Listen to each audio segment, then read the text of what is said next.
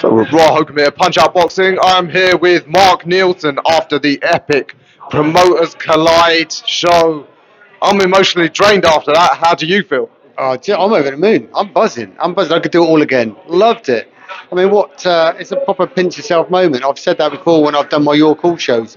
I've only been doing them just over a couple of years. And, in the iconic York Hall, where all the big promoters have been at some stage and are still there now. And now we've taken it up another level and we do it at the Indigo at the O2. So people are like, well, you're doing a show at the O2? Yeah, we did a show at the O2. And we do a 12 fight card. Brilliant 50-50s. We sold just like nearly 3,000 tickets. Place was absolutely rammed. Live on Talksport YouTube, live on Fightzone. What a night. Absolutely, yeah. As you said, you upped it a level. The final score didn't matter much, but I guess John's favourite charity is going to benefit from you after tonight. Yeah, absolutely. I mean, let's not talk about the score.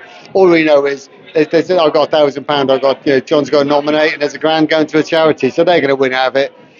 I'm going to go and see him in a bar in a minute. It's going to hurt me because I've been banging on for weeks how we're going to beat him, and he's just stomped us tonight, isn't he? Let's hope he's a bit of a gracious winner. I mean, that headliner, Reynolds and Bartel, two young unbeaten middleweights, just decided, yeah, let's just have a fight. And what a fight! What a war! What a war! Worthy of headline TV stuff. That right? You could have seen that. What was it? Babbage and Fisher lasted 20 seconds.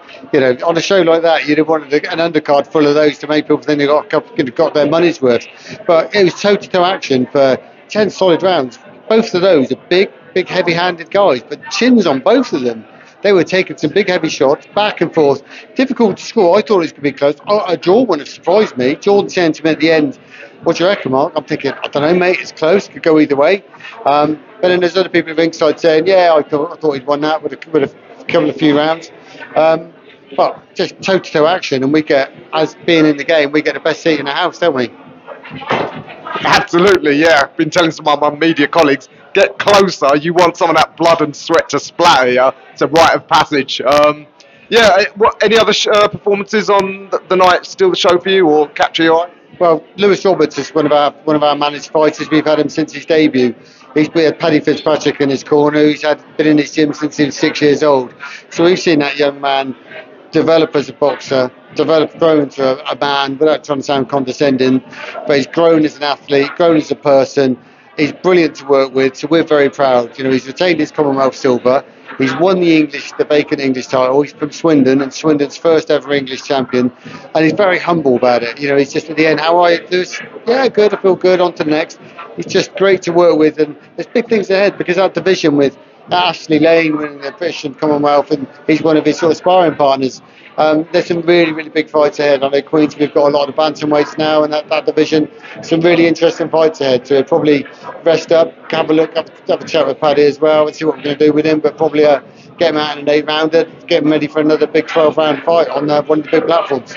I guess you'll be watching Ash Lane's fight with Queensbury's danger man, Andrew Kane, in a couple of weeks with interest. Well, you can't write Ash Lane off there, can you? I mean, he won a Commonwealth title on our show back in maybe 2017. It was one of our really early shows.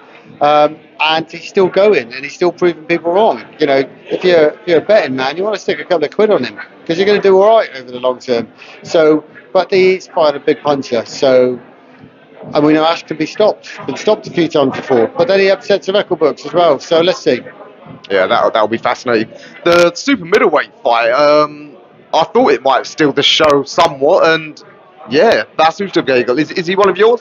Yeah, no, Baz we've worked with before, but Ollie Edwards is managed by us. He's one of ours. So we were thinking that was a big step up for Ollie to fight somebody winning record. We know can dig a bit. He's a different caliber to the normal sort of journeyman out there. Getting ready for the big fights ahead. We knew it was going to be a tough fight. We knew he was going to come and open up, and we knew that Ollie got some power in both hands. So we was expecting that. I say expecting it. We knew it was going to be a really tough fight, but he couldn't miss at times, could he, with Ollie? But then he'll learn from that. He's got a great team around him. He's obviously in Isaac Chamberlain's gym with Bobby Mills, a great coach in there. They'll learn. And he's messaged me tonight until saying sorry. I'm like, mate, you got to apologise for that. That's boxing. You'll come again. You'll learn a lot. You'll learn more from that loss than a win against a journeyman. So we'll dust off. We'll go again, and there's big titles to be won for him at some stage in the future. Yeah, super middleweight's a great division domestically. As is super featherweight, Weber, Kane, and Arnold. What a fight! Both men hit the deck, gave it all, and in the end, an anticlimactic draw. But was it fair? I think it was right, the draw. I couldn't call it. It was back and forth at different stages in the fight. It was going sort of back and forth. So I think, when I was in the ring at the end, I'm thinking it could go either way. Great fight. It's going, like I say, it's a proper back and forth, and they were sticking some big punches into each other. A real fight of the prospects, isn't it? So it's really good. Well, like I said, I'm still emotionally drained by that. So we're here at the after party. We're going to see some of your dance moves. And listen, I'll leave the dad dancing to somebody else. I'm going to go and have a drink, rest up, and just mingle with all the guys. What a great night. We're on to the next in September. What can we expect for the September show? Massive. Listen, we're working with TM14 now on all our York Hall shows together. We're going to work in collab on all of them. And we're looking at the car. It's going to be announced in the next week or so. And there's some huge title points on that and a card full of 50-50s. This is what you come to expect from us.